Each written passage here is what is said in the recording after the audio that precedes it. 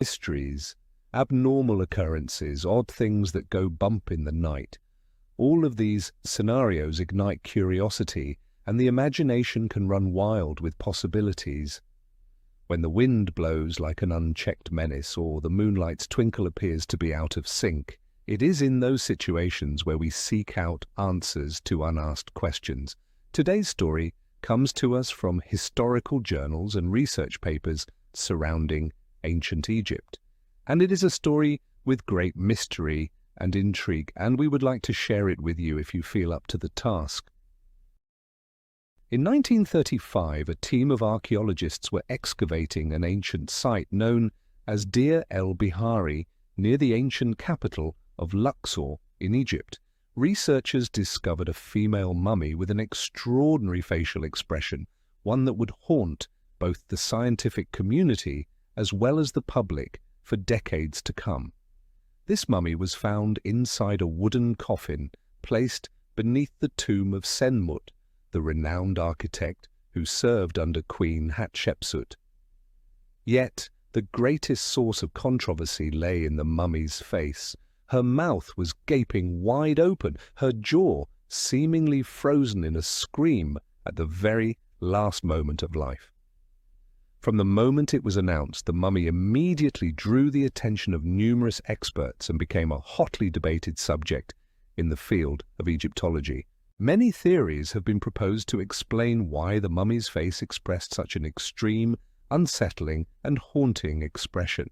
Some suggested it was simply a common physical phenomenon occurring after death, or perhaps the result of opening the coffin in the tomb and moving the remains in the outside air, which caused the mouth to spring open. Yet the pain-stricken look on her face has continued to raise unresolved questions that no explanation has been able to fully address. However, with the help of modern CT scanning technology and advanced chemical analysis, a team of specialists led by Cairo University conducted a comprehensive study of the mummy. Their findings revealed that the woman was roughly 48 years old at the time of her death. She was of average height and had suffered from various spinal issues. Notably, her body had not been fully embalmed according to the standards of the noble class during the New Kingdom period. Her organs, on the other hand, remained intact inside her body rather than being removed and treated separately. Typically, cases of incomplete mummification are linked to limited economic means. However, this woman possessed valuable jewelry, including scarab-shaped rings made of silver and gold, as traces of expensive aromatic compounds on her hair, and a wig woven from palm fibers, which are items reserved for the wealthy elite. This unusual combination led scientists to conclude that the cause of death may have involved a violent pain or severe psychological shock just before she died, resulting in the jaw locking at its maximum extension. It was this state of extreme agony that prevented her mouth from closing even after death and throughout the embalming process. It is possible that the embalmers themselves were unsettled by her condition, choosing only to perform basic cleaning and apply perfumes while avoiding the more elaborate procedures reserved for royal mummies. The story of the screaming mummy not only represents a unique case in the forensic medical history of ancient Egypt, but also reveals a glimpse into the social tensions between class status, burial rites, and the many unsolved mysteries surrounding life and death in antiquity. Behind the eternal scream frozen on the mummy's face lies an open question about the true nature of death, biological phenomena, and the limits of our modern understanding of the past. Here in our next tale, we travel quite some distance from ancient Egypt over to the islands that make up Japan. The Japanese people and their culture has been around for a very, very long time, and there are certain mysteries that have not really been adequately explained. And it is one of those mysteries that we share with you today, the mysterious Oyo Caves of Japan. The Oyo History Museum in Utsunomiya City in Japan stands as a prime example of the mysterious megalithic structures found all over the planet from our ancient past. Beneath the ground here lies a series of man-made caves with towering vaulted ceilings and open space areas so spacious one could imagine herds of woolly mammoths or masses of semi-trucks passing through with ease. According to widely available records, most of these caves were formed during the extraction of Oyo stone, a special volcanic rock from the Kanto region starting in the Edo period. However, when researchers surveyed the overall terrain and the markings left on the cliffs, many noted that the scale of excavation in Eutonomia far exceeded the needs of local construction.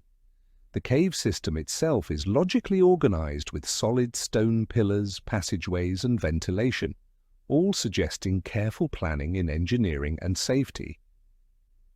Surrounding mountain ranges also show signs of deep mining, with some areas appearing to be hollowed out from within. These consistent traces of stonework point to the existence of a large-scale and well-organized labor system well beyond what could have been achieved by small groups of craftsmen. The absence of any concrete detailed historical records regarding these excavation activities fuels various concepts regarding these mysterious caverns. Some theories propose that this area was once an industrial hub in ancient times, featuring technologies and tools far ahead of their time. There are even those that compare these stone caves in Japan to the renowned megalithic sites found on other continents, like those found at Puma Punku in Peru, raising questions about the possibility of technological exchange between different ancient cultures. The sacred gates and the extensive stone cave systems in the Oyo region, along with evidence of quarrying the landscape, remain truly unsolved mysteries for modern archaeology. With each new discovery in these areas, we not only broaden our understanding of ancient social organization, but it also raises new questions about the technical skill and capabilities and historical development of early Japanese communities. Here in our next story, we will be remaining in the Pacific region of the world and travel a bit south of Japan to an area known as French Polynesia. In the middle of the vast Pacific Ocean, in a region known as French Polynesia, lies the Marquesas Islands. The stunning beauty of these Pacific islands is beyond simple explanation, but it is their history and traditions that are truly amazing and mysterious. On the island of Nukuhiva, stone tiki statues stand along the mountain slopes by streams or hidden within the pristine forests. What sets these tiki statues apart is that their facial features do not bear the typical features of ancient Polynesians, but instead evoke the image of beings from another world. Large, bulging eyes protruding from their sockets, wide mouths with thick lips, and details that suggest unfamiliar biological structures rather than human forms. These statues are not just artistic relics, but are also intimately tied to local traditions and mythology. The people of the Marquesas recount that their ancestor was Tiki, the first god, sculpted from earth by supreme beings who bore divine blood and became the first to set foot upon the land. The legend of Tiki meeting Marikoriko, the first woman who appeared beside a lake, forming the primordial couple of humankind, seems to echo the story of Adam and Eve in Western mythology. However, the Tiki mythology is far older than that of Western mythological tales. Both cultures detail that humans were created from clay with the involvement of gods or supernatural entities. When considering the origins and meaning of the Tiki statues, numerous researchers and proponents of ancient contact hypotheses have posed the question, could it be that ancient civilizations once had contact with or were influenced by beings from beyond Earth? The non-human features of the Tiki statues, very similar to those found among the Olmec culture in South America, create strange parallels between creation myths in cultures separated by vast distances. All seem to point to the possibility that ancient people may have witnessed or remembered encounters with entities not of this world.